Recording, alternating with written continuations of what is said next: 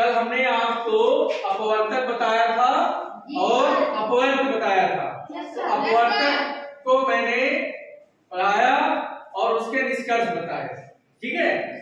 अपवर्त मैंने कल परिभाषा बता दी थी। अपवर्त को गुणज या अंग्रेजी में इसको मल्टीपल कहते हैं। बात समझे कि नहीं? जैसे मैंने कहा था 4 है, 4 का पाला पढ़ो तो 4 के कम 4, 4 दूनी 8, 4 तिया 12। तो ये 4 के क्या हो गए? अपवर्त हो गए, मल्टीपल हो गए, गुणज हो गए, ठीक है ना। तो जैसे सामने के उदाहरण लिखा 8 सबको 32, तो 8 4 ये इसके 32 के क्या हो गए?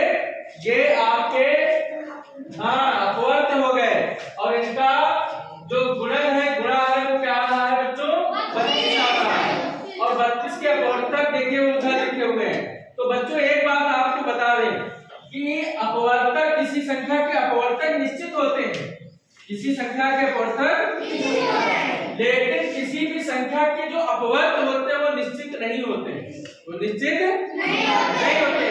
आप चाहे मान लेते हैं, सपोज करिए किसी संख्या को आप 1 से गुणा करो, 2 से, 3 से, 12 से, 25 से, 28 से, 36 से, किसी भी संख्या को, तो आपके अपरिमित अनिश्चित आपके गुणज मिलते चले जाएंगे।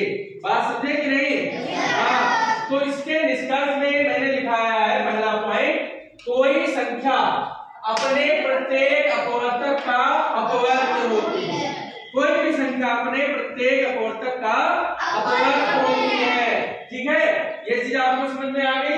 कोई भी संख्या आप ले लो अपने प्रत्येक अपवर्तक का, जैसे ये जो है अपवर्तक लिखे हुए हैं।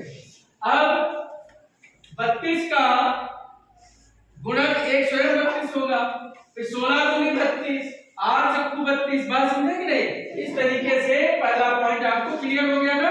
अब दूसरा, किसी संख्या का प्रत्येक अपवर्त उस संख्या से बड़ा या उसके बराबर होता है। जैसे 8 चक्कू 32, तो ये जो अपवर्त है 32 गुणज, ये क्या है? ये 8 से बड़ा है ना, और 4 से भी बड़ा है, या बराबर स्वयं तो है ये 32, इसका अपवर्त होगा 32 का अपवर्त स्वयं 32 होगा। अभी आगे और क्लियर करेंगे अगले पॉइंट में। देखिए तीसरा पॉइंट क्या है?